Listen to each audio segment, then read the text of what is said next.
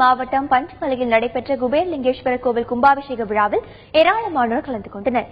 விழாவிற்கு திருச்செந்தூர், ராமேஸ்வரம் உள்ளிட்ட 24 இடங்களில் இருந்து தீர்த்தங்கள் கொண்டுவரப்பட்ட கும்பாபிஷேகம் நடைபெற்றது. ஆடலூர், சோலைக்காடு போன்ற பகுதிகளில் இருந்து ஏராளமானோர் விழாவில் கலந்து கொண்டனர். சென்னை செங்குன்றத்தில் முறையாக சிஎம்டிஏ அனுமதி பெறாமல் கட்டப்பட்ட தனியார் பல்பொருள் அங்காடிக்கு அதிகாரிகள் சீல் வைத்துள்ளனர். மளிகை உள்ளிட்ட பொருட்களை விற்பனை செய்யும் இந்த பல்பொருள் அங்காடி கட்டிடமானது சிஎம்டிஏ அனுமதியின்றி கட்டப்பட்டுள்ளதாக வழக்கு தொடரப்பட்டது. கடந்த 10 ஆண்டுகளாக வழக்கு நிலுவையில் இருந்து வந்த நிலையில் தற்போது உயர்நீதிமன்ற உத்தரவை அடுத்து கட்டிடத்திற்கு அதிகாரிகள் சீல் வைத்தனர்.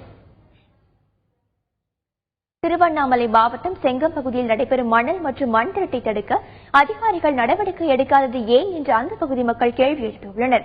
செங்கம் பகுதியில் உள்ள செய்யாறில் தொடர்ந்து மணல் திருடப்படுவதாகவும் பொக்லைன் இயந்திரங்கள் மூலம் மண் திருடப்படுவதாகவும் தெரிவித்த அந்த பகுதி மக்கள் இதுகுறித்து பலமுறை புகார் அளித்தும் அதிகாரிகள் உரிய நடவடிக்கை எடுக்கவில்லை என்று குற்றம் சாட்டியுள்ளனர்.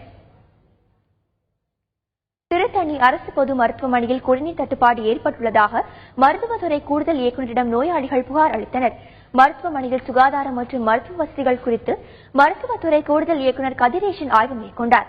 அப்போது அவரிடம் ஏராளமான புகார்களை அளித்த நோயாளிகள் பணம் கொடுத்து குடிநீர் வாங்க முடியாமல் சுகாதாரமற்ற குடிநீரை பயன்படுத்துவதாக வேதனை தெரிவித்துள்ளனர். விழுப்புரம் மாவட்டம் கள்ளக்குறிச்சியில் தினத்தந்தி சார்பில் வெற்றி நிச்சயம் கல்வி வழிகாட்டு நிகழ்ச்சி நடைபெற்றது. தினத்தந்தி மற்றும் ராசிபுரம் முத்தாயம்மன் பொறியியல் கல்லூரி இணைந்து நடத்திய இந்த நிகழ்ச்சியில் தினத்தந்தி தலைமை பொது மேலாளர் தனஞ்செழியன் கலந்து கொண்டு உரையாற்றினார். இந்த நிகழ்ச்சி தங்களுக்கு மிகவும் பயனுள்ளதாக இருந்ததாக மாணவர்கள் தெரிவித்தனர். விழுப்புரம், கடலூர் மாவட்டங்களைச் சேர்ந்த ஆயிரக்கணக்கான மாணவர்கள் இந்த நிகழ்ச்சியில் கலந்து கொண்டனர். தமிழகத்தில் வரும் கல்வியாண்டு முதல் திருக்குறள் முழுவதையும் பள்ளி பாடத்திட்டத்தில் சேர்க்க உத்தரவிடக் கோரி ஓய்வு பெற்ற அரசு ஊழியர் ராஜரத்னம் என்பவர் உயர்நீதிமன்ற மதுரை கிளையில் மனு தாக்கல் செய்துள்ளார். திருக்குறள் பயிற்றுவிக்கப்பட்டால் நேர்மையும் ஒழுக்கமும் உள்ள சமுதாயம் உருவாகும் என்று அவர் மனுவில் குறிப்பிட்டுள்ளார்.